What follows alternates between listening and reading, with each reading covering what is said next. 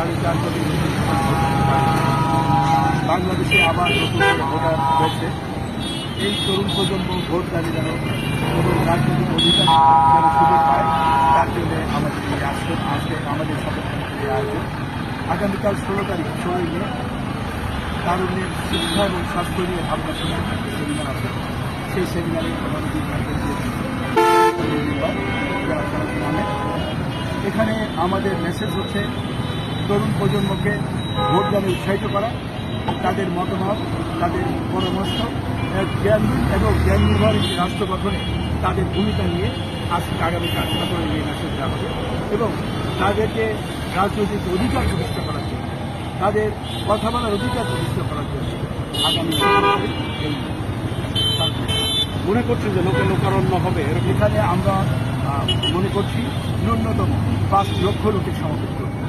এবং খুলনা শহর একটা মঞ্চ হয়ে যাবে।